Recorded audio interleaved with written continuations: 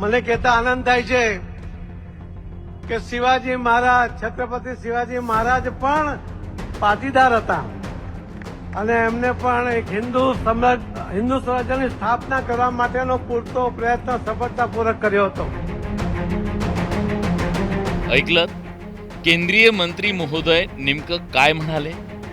हे आहेत CR पाटील, केंद्रीय जलशक्ती मंत्री आणि गुजरात भाजपमधले मोठे नेते. पाटील यांनी सुरतमधील पाटीदार समाजाच्या एका कार्यक्रमात हे वक्तव्य केलं. त्यांच्या या वक्तव्याचा व्हिडिओ सोशल मीडियावर व्हायरल होताच महाराष्ट्रात संतापाची लाट उसळली. सध्या राज्यात 29 महापालिका निवडणुकांची रणधुमाळी सुरू असून या पार्श्वभूमीवर केलेलं हे विधान केवळ एक चूक नसून राजकीय हेतूनं केलेलं वक्तव्य असल्याचा जोरदार हल्लाबोल विरोधकांकडून करण्यात आलाय.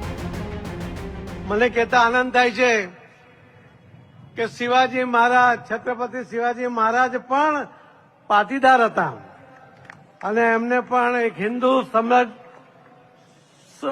સ્વરાજ્યની સ્થાપના કરવા માટેનો પૂરતો પ્રયત્ન સફળતાપૂર્વક કર્યો હતો. या छत्रपती शिवाजी महाराजांनी तुमची सुरत लुटली होती आणि पळापळ करून सोडली होती, दाणादाण करून सोडली होती, विसरू नका. माझ्या भारतीय जनता पक्षाच्या नेत्यांना एक आव्हान आहे बरं का, तुम्ही शिवाजी महाराजांना जात लावू नका. ते विश्वपुरुष होते. आधी अरबी समुद्रातलं शिवस्मारक पूर्ण करा आणि मग शिवाजी महाराजांची जात काढा. पाटीदार होते, अमुक होते, तमुक होते, हा विषय आता काढण्याचा प्रश्न काय? महाराष्ट्राला आणि मराठी माणसाला डिवचण्याचा हा प्रकार. चुनाव के लिए क्या करना है, क्या कहना है, उनको वो बराबर करते रहेंगे.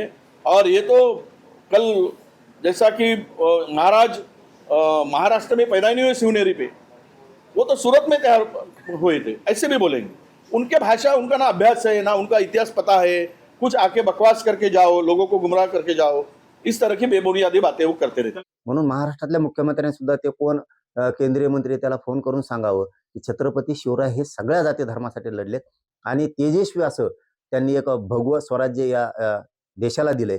त्यांच्याबद्दल त्यांना जातीत कुणी तोलू नाही, कारण यांना कधी पण मोठेपण तर नाहीचे या भाजपाच्या मंत्र्यांना, परंतु हे जातीत तोलून संकुचित यांची जी वृत्ती ते बंद करा आणि त्याचं स्टेटमेंट मागे घेण्यासाठी देवेंद्र फडणवीसांनी सुद्धा तातडीनं सांगावं, नसता भाजपाच्या विरोधात पुन्हा एक निषेधाची लाट तयार होणार आहे. CR पाटील यांच्या वक्तव्यामुळे सुरू झालेला हा वाद केवळ एका विधानापुरता मर्यादित राहिलेला नाही, तो महाराष्ट्राच्या अस्मितेशी आणि इतिहासाशी जोडला गेलाय. पाटील यांच्या या वक्तव्यावर सत्ताधाऱ्यांनी प्रतिक्रिया दिली आहे. छत्रपती शिवाजी महाराजांचा इतिहास संपूर्ण जगाला, देशाला, महाराष्ट्राला आणि प्रत्येक हृदयात प्रत्येकाला त्या ठिकाणी माहिती आहे.